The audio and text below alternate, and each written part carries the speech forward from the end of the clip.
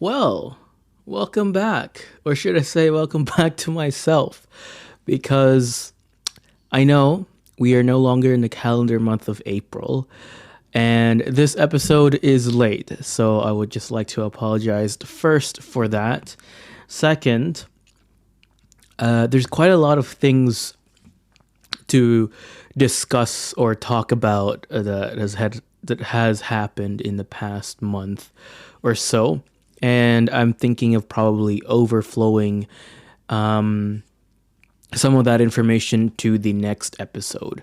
So it'll make sense by the end of the video because you will see and find out. But until then, stay tuned and keep watch. Now, since this episode is late, I would like to do something a little bit different for you guys. Straying off from our normal format, what we usually do is, have like a one-on-one conversation as I speak to you guys through the camera here. But for this episode, I'll make things a little bit special. So, give me a second and I will be with you guys very shortly.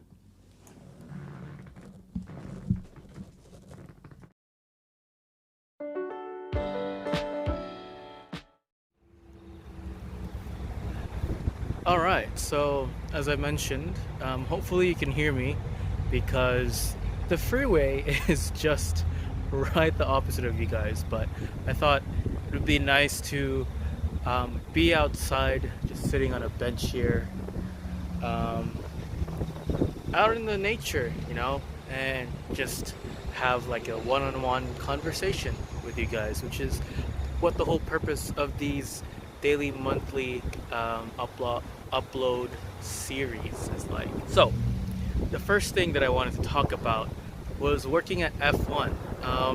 That's what I hinted at the end of the last episode, if you guys can recall. There's two sides to each coin, right? So, I'm gonna say overall, the experience of working at a large event such as the Formula One Grand Prix is amazing. Having that opportunity to be there on site, knowing that all these international teams and famous drivers are there, and obviously the cars as well, was fantastic. And on race day on Sunday, there were a total of 420,000 people that attended the event. It was insane. And being there myself, I felt insane. But what was more insane was the working aspect of it. And disclaimer, I was working pretty much the whole time, and I didn't really get a chance to snap photos here and there or take small clips. My position as a runner, which is part of the team that makes sure that all the food and beverages get to the guests on time at the VIP section that I was working at. So I worked 4 days, 12-hour shifts. On Sunday, I worked 14 hours. Yes, it was insane.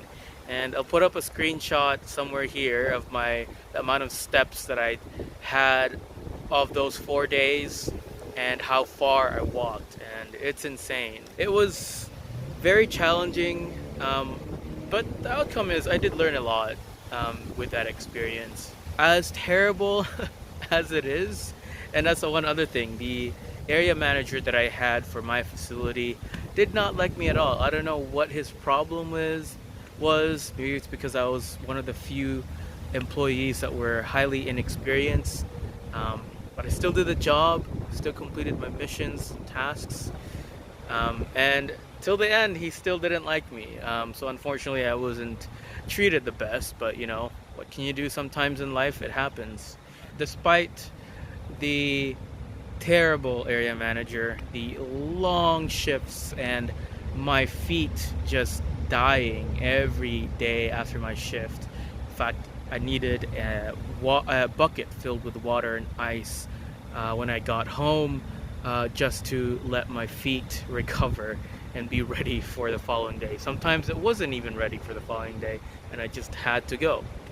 big picture, it was a fantastic way to experience working at an event such as the Formula One Grand Prix in Melbourne. But on the flip side, I would say I would never, ever, ever work there again. I will attend next year's Formula One here in Melbourne, but as a spectator, not as a worker, because it was great to experience it, but now I want to experience being an attendee and actually looking forward to seeing the race and experiencing the whole event to its fullest. Now, for the next story or the next agenda, I'll take you to a different location because, as you can see, the sky is literally... I'll be back in just a second.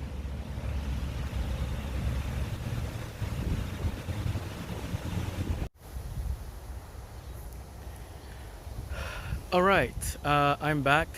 Hopefully now you could hear me much better or even better.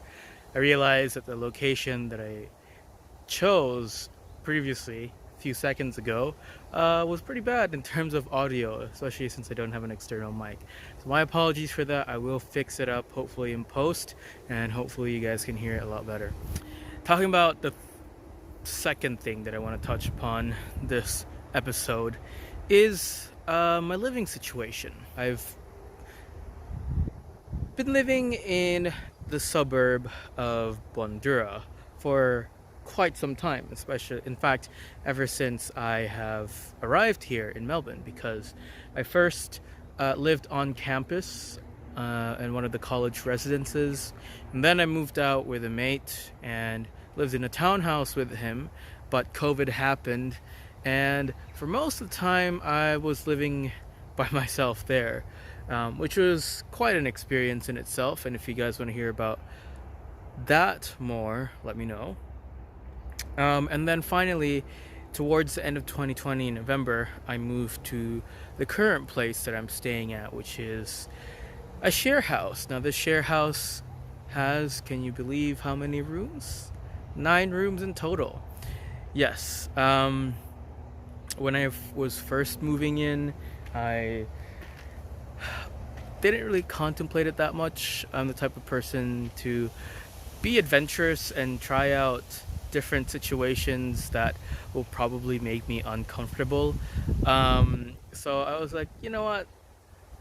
Why not? Let's give it a shot living with 9 or 8 other people. For the most part, has been quite nice. The tenants, my other housemates that were living at the time that I moved in, were a mixture of personalities.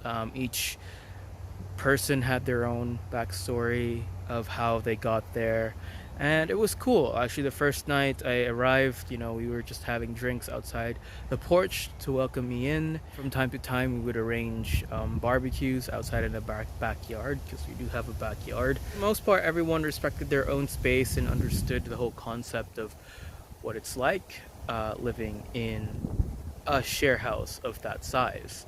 I've also managed to make some really close friends or good friends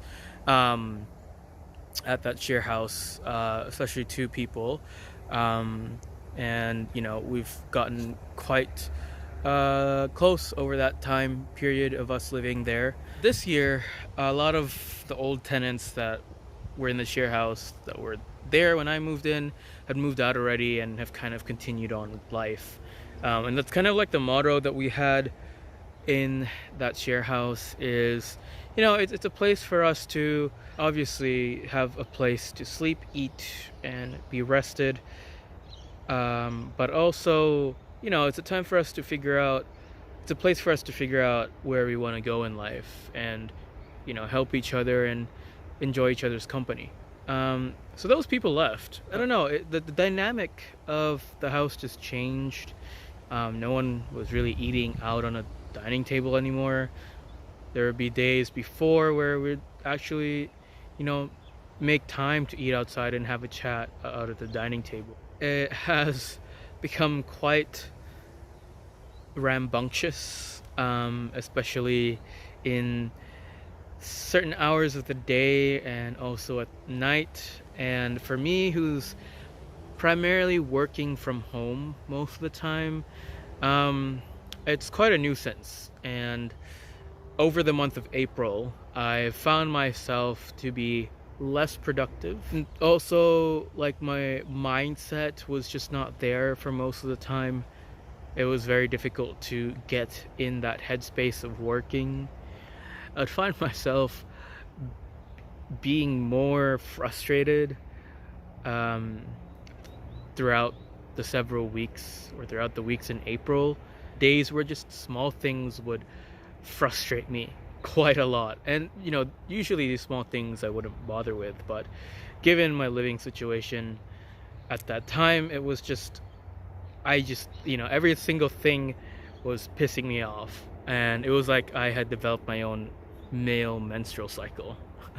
But, yeah, so that was that. And at some point I was like, you know what, I'm gonna call it a final straw.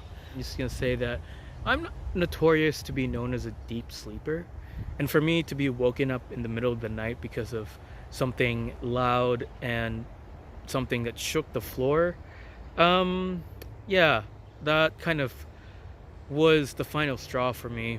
And that's when I decided, look, I'm moving out. Because it's no longer an environment that is suitable for productivity, but also in terms of lifestyle. So yeah, I found myself just most of the time trying to be outside and would only come home to sleep.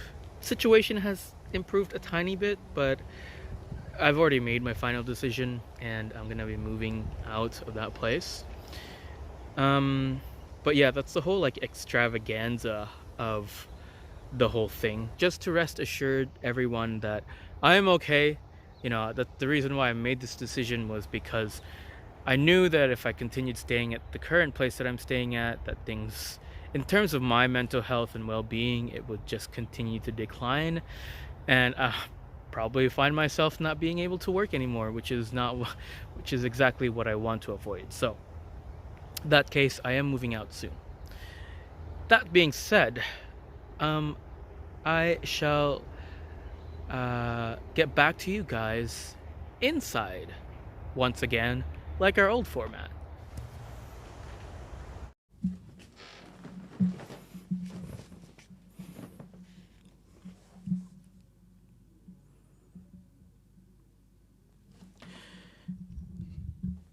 Well, to end on a more positive note, um, in the bigger picture of things, I think there are moments in life, and I'm sure those of you who are older than me can vouch for this because I haven't really experienced life yet. In other words, understand that maybe you've tried your best to navigate whatever situation it is, and still the outcome is no longer beneficial for you, but also is bleeding off to other areas in your life and affecting other people. So best to pull the plug and leap into a zone of being uncomfortable a little bit and then continue on building a path that way.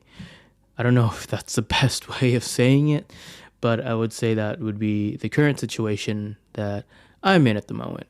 Regardless, though, I would say everything so far over the past couple of years has been quite the experience. I've gotten to know quite a lot of people and their backgrounds and who they are. Getting to know people and learn and hear about their stories, which is one of the reasons why I came here and I'm pursuing this career in journalism. Is that comes down to the core of meeting new people, hearing about who they are, and hearing about their story, and in some way, shape, or form, be able to share that with the world, with you guys and other people who might be interested in knowing about other people's lives, growing up in different countries and different places, having different experiences, but knowing that some of those experiences can be shared mutually through hardships and different challenging aspects of life. That being said, I am gonna go start the process of moving. So I will catch you guys next episode, and you probably won't see this space anymore. This is going to be the last time you will see this set or arrangement. This episode is not finished yet. It is to be continued. But until then, I hope you guys have enjoyed. I know this episode hasn't been the brightest one, but sometimes in life, things, the pattern's like a roller coaster. There's some good days, some bad days, some chapters that are good, some chapters that are bad. But in the end, you have a balance, and overall, you get to learn a lot of things. Yeah, I'll catch you guys in the next episode.